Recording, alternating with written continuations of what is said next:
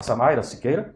Samaira, que é aqui de Ponta Grossa, né, é um jovem talento, e eu tenho trazido como convidados aqui, principalmente jovens, para mostrar que há uma mudança de cultura, uma mudança de visão em relação à juventude, em relação ao papel de todos, que façam sejam mais destacados e que tenham mais atuação na sociedade. Eu sempre brinco, assim, quando eu vou nas reuniões de conselhos que eu faço parte, que quando a gente chega numa reunião de conselhos, os conselheiros são sempre os mesmos, e eles só estão ficando mais velhos, o cabelo ficando branco, né? E tem pouca renovação. Então é preciso dar voz e vez para os jovens. Então eu tenho feito esse tipo de aposta aqui no programa, no projeto que de ser mais trabalho e renda, porque nós temos muita gente talentosa, abaixo dos 30 anos, que são pontagrossenses, que estão fazendo a diferença e que precisam ter espaço para poder conquistar aí a sua participação. E por outro lado, né, os mais velhinhos aí, como eu, que vão ser substituídos em breve aí por esses jovens, temos que abrir esse caminho e dar condições para que haja uma transição e que a cidade ganhe com isso. Porque quando nós pensamos no coletivo da cidade, nós pensamos no futuro da população, numa cidade melhor para todos, inclusive para a nossa própria velhice. Então essa é a Samaira. Bom dia, Samaira. Bom dia, Nelson. Seja bem-vinda. E eu queria te apresentar então, né? Você foi voluntário do Projeto Menarca aqui no Colégio CEPAM,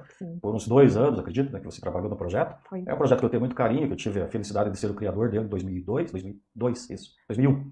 E ele agora completou 20 anos, ou seja, é um projeto longevo, né? Muito bom fazer parte disso, dessa história. Sim. Você era adolescente na época e foi fazer o curso de Direito, depois enveredou para uma área totalmente diferente. Então eu queria que, para começar, você contasse isso para quem nos assiste e para aqueles que vão ver o programa depois. Fica à vontade, Samaira. Você olha para aquela câmera ali, tá bom? Tá bom, muito obrigada, Nelson.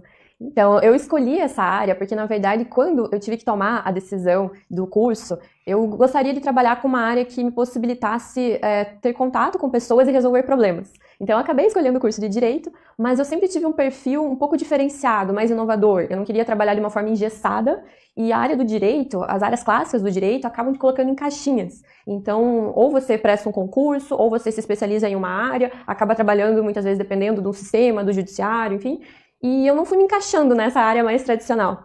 E eu lembro que eu estava numa aula de Direito Internacional, que o professor contava sobre uma revolução que estava acontecendo, que foi a primeira revolução que iniciou por jovens através da internet, que foi a Primavera Árabe, e contando um pouquinho sobre como estava acontecendo a situação no Oriente Médio, aquilo me chamou a atenção.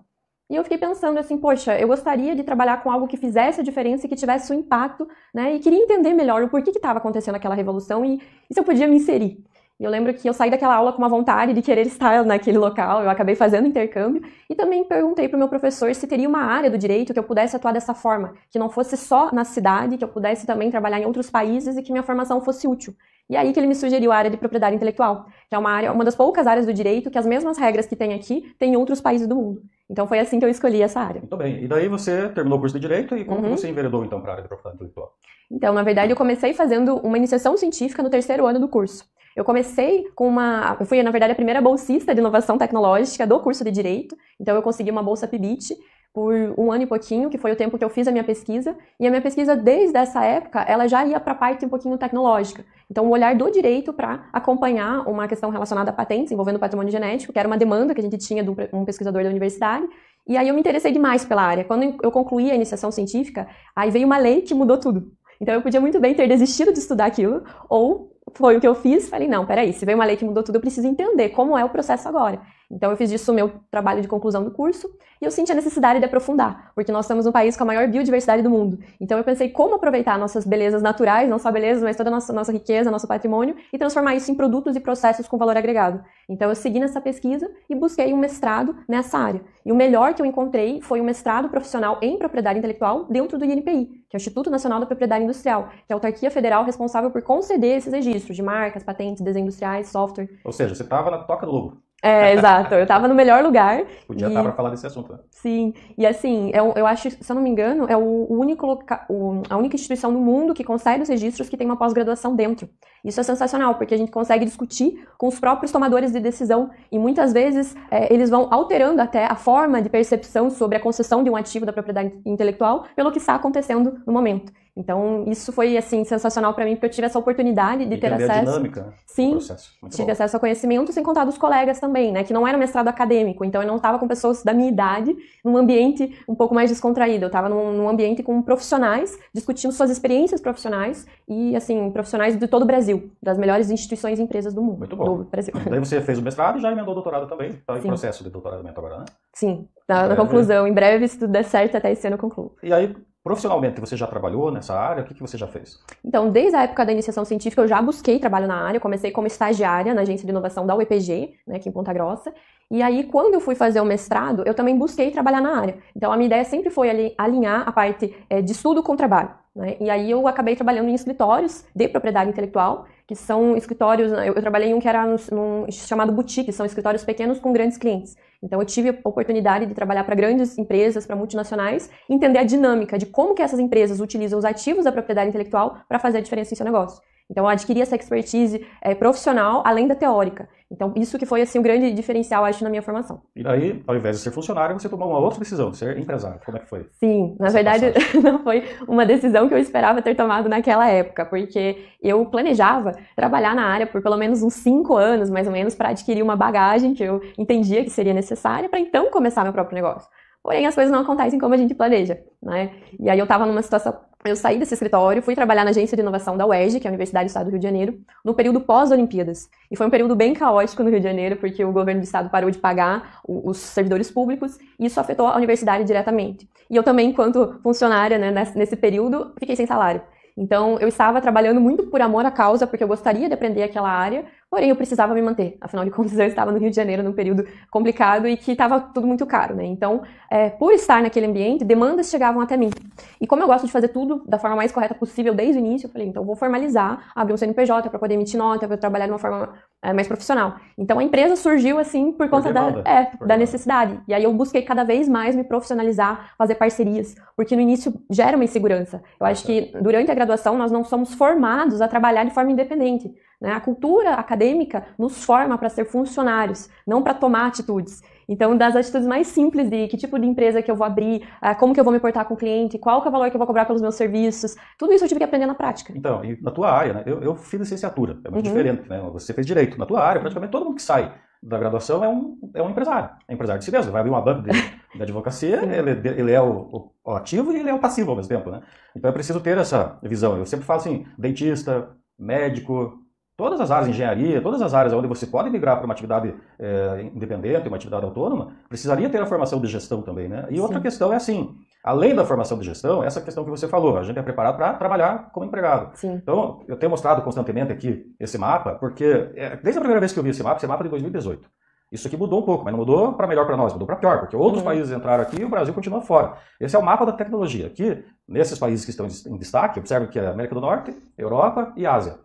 E alguma coisa aqui da Oceania.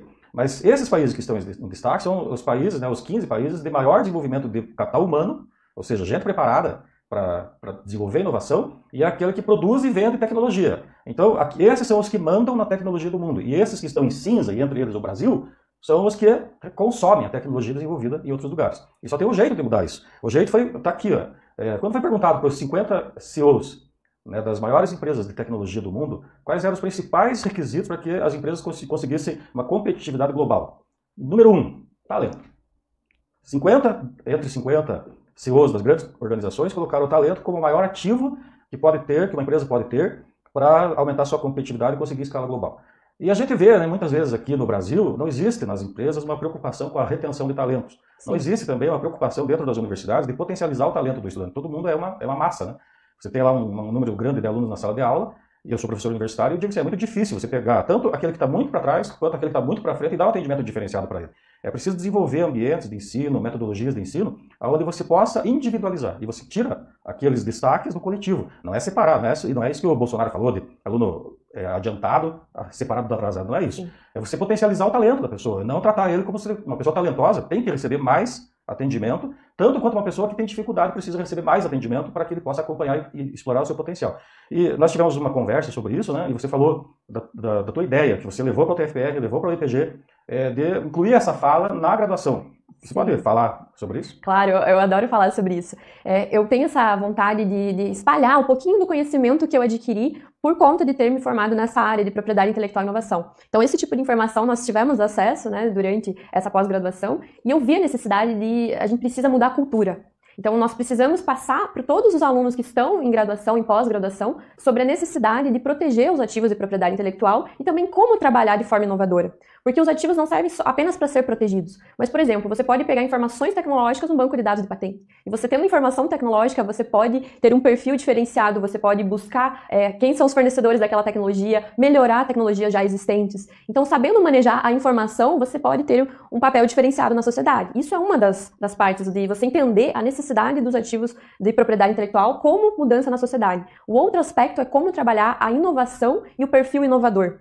E aí entra diretamente com a questão do empreendedorismo, porque para mim empreender é questão de atitude. Você não precisa necessariamente abrir um novo negócio, criar a sua própria empresa, mas a partir do momento que você tem uma atitude fora da caixa, você já está empreendendo. Então, esse tipo de postura que nós não somos ensinados e por isso que eu tenho esse desejo de disseminar essa iniciativa e esse tipo de formação para dentro da universidade. Até mesmo a modalidade de avaliação, né, das universidades, Sim. É uma avaliação de memória.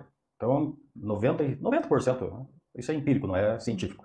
Mas 90% das provas aplicadas é para ver se você consegue lembrar alguma coisa. Verdade. Não é verdade? E aí a gente fica sempre repetindo, obviamente que tem que estudar o que já foi estudado, obviamente.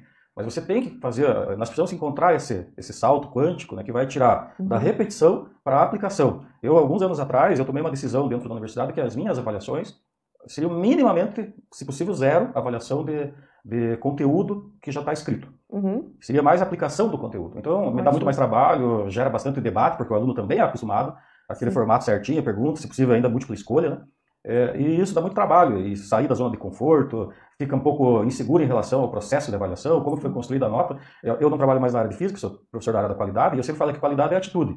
Eu não posso dar uma nota 10 para alguém que lembra tudo que está escrito na norma, mas não sabe aplicar. Exato. Ou seja, como que é feita a avaliação? O empreendedorismo é outra disciplina de autodesenvolvimento. Como que você avalia se a pessoa se desenvolveu ou não? Aplicando uma prova para ela sobre o que é um empreendedor. Então, essas questões são muito difíceis de serem aplicadas. A UTFPR está investindo em duas áreas, na indústria 4.0 e o profissional MEIU, que são...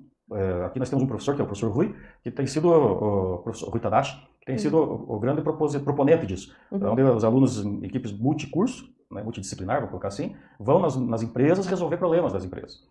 Então não é uma disciplina presencial, tudo isso é uma quebra de paradigma, porque o que nós somos acostumados? Seleciona um aluno, matricula, põe sentado um atrás do outro, controla a frequência e dá nota para ele, né? Aí você vai na Europa, por exemplo, isso já mudou consideravelmente.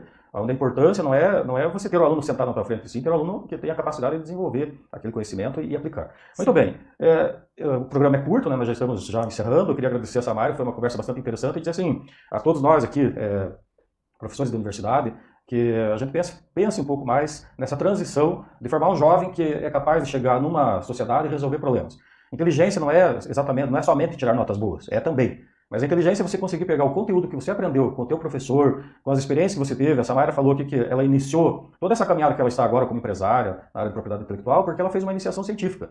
Aproveitar as oportunidades que você tem dentro da universidade pode fazer toda a diferença no teu universo futuro. E nós, professores, criarmos essas condições para que mais jovens sejam inseridos em projetos de extensão, inovação, pesquisa, para que abra uma cortina e consiga enxergar mais longe do que somente ter uma carteira assinada ao final do seu curso. Obviamente que precisamos ter profissionais com carteira assinada, de alto desempenho, alta performance, com perfil empreendedor, atuando nas empresas, para aumentar a competitividade das empresas brasileiras. Mas também precisamos de empreendedores, porque quando a gente olha para esse mapa, se eu fosse um governante, não sou, eu ficaria muito preocupado, porque daqui 20 anos, esses aqui de cima vão mandar em todo mundo que está aqui embaixo, porque nós vamos encher navio de comida de soja, milho e minério de ferro e mandar para eles.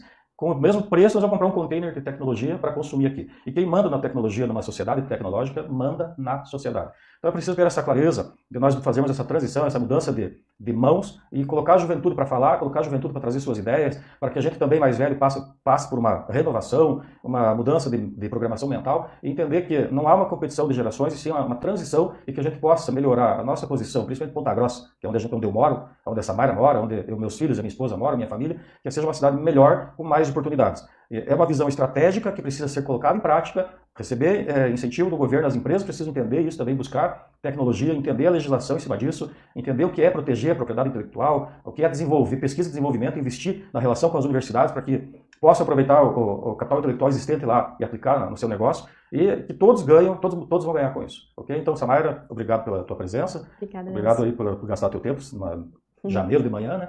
E espero que você tenha sucesso na tua profissão. Eu lembro de você lá no CEPAM, como voluntário do Projeto Menarca, né? São boas lembranças, assim, desse projeto que já fazia diferença e continua fazendo aí na vida de muitos jovens aí na cidade de Ponta Grossa, na região e tudo mais. Obrigado, Samara. Obrigada pelo convite.